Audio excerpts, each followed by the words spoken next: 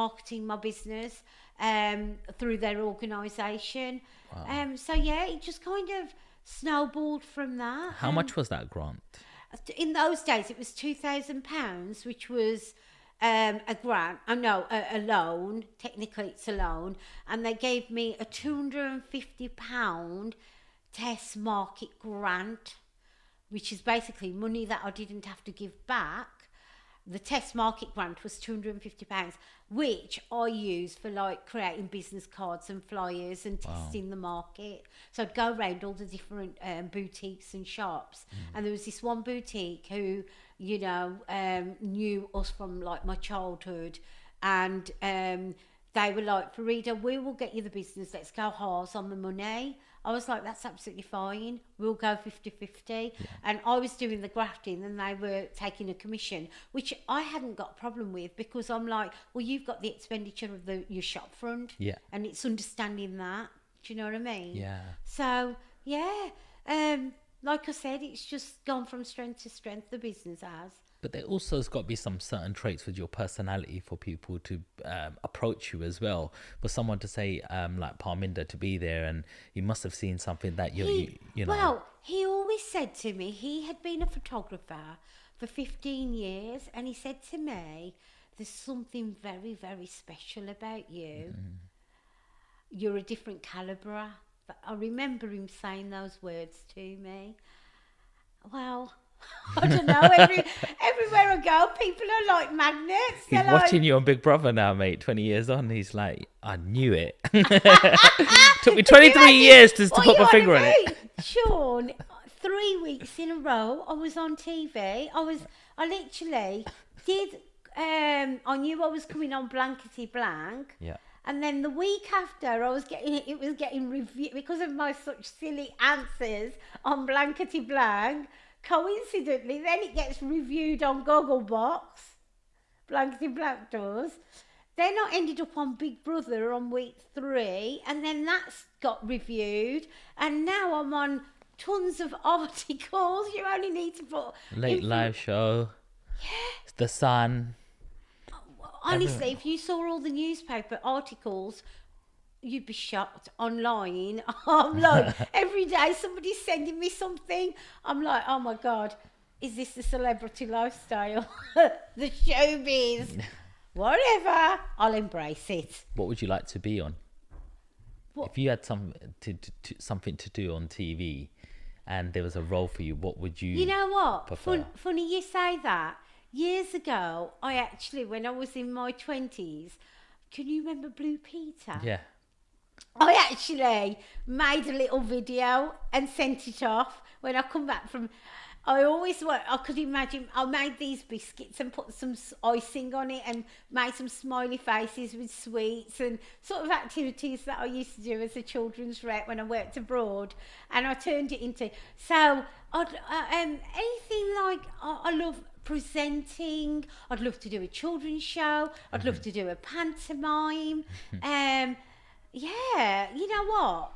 Let's just see. I mean, I've had a lot of different opportunities. I've even had Netflix casting crew that have approached me about creating a documentary.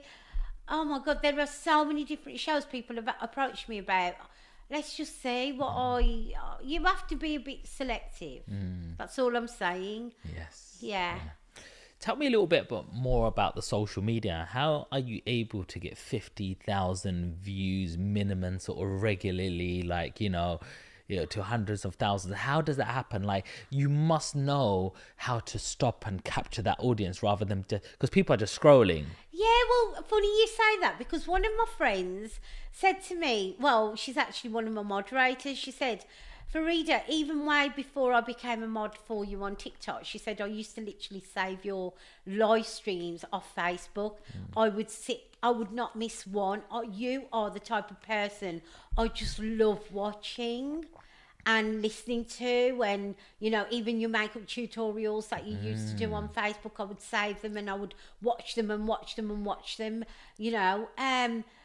I don't know. I mean, I just like to keep it real, keep it authentic, keep it I don't really feed into trolls' behaviours. I try and keep it positive. I don't like, for example, bringing other people's dramas onto my platform. I do have when I'm going live, I've got a structure in place, like. Like for example, if one day I'm thinking, right, today we're going to do a cooking video and this is the outcome that I want from it, or today I'm going to do a makeup tutorial, I want to be able to sell X, Y, and Z. And I suppose, because I've lived quite dare I say, an interesting life, I've always got lots to share with, and reality. People love the reality and authenticity. And like my videos when I do the traveling gypsy clients, I never ever put filters. What you see is what you get. I don't do take 1 and take 2 and take 3 videos. Honestly, I don't have time for it. And for some reason, it just connects. And lots of people tell me that I'm funny.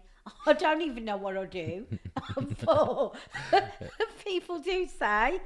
So I'll just keep being me. That's what the producer said. He said, Farida, as soon as I saw you, I knew I had a housemate. He said, this is what we love about you. Just keep being you. Mic drop. Boom. Yeah, and I suppose that's what gets the views. You know what I mean? Like, I am mindful, like I do, it is about serving your audience as well.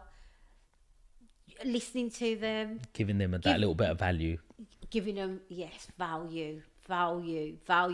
And delivering it. If you say you're going to do something, make sure you really, really excel. Be a perfectionist. Because in the past, you've told me, Sean, like you've got on the blog and go, you better be careful with this person, like, because there's certain people who come on social media, use their platform, sell you a dream. Yeah. And then they could very easily spoil your brand. Yes. And you're quite overprotective with Very, people who you really like. You can imagine, honestly, on the back end of being on Big Brother, the amount of WhatsApp groups. If I showed you my phone at the moment, I've had to get I've got 2 phones, okay, and oh my word, the amount of people that have asked me to get onto a podcast with them, and I'm very, very careful about who I use my time with, who I associate with, and even in my exit interview, I made it very clear there were some people in that house. I don't mean to be like, but it's just about protecting my energy, protecting my brand, protecting who I'm about, the opportunities. Now, when I see you as a businessman. You're not just a podcaster. I'm not saying there's anything wrong with just being a podcaster, but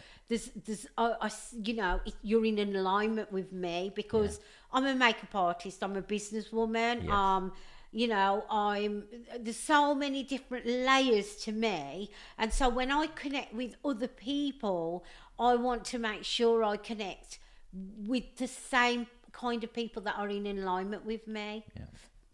And that goes for everything in life. For example, when I work with the traveller community, they're my best clientele, the travellers and the gypsies, because even more than my Asian community, a lot of the travellers originate from India, believe it or not. Wow. Yeah.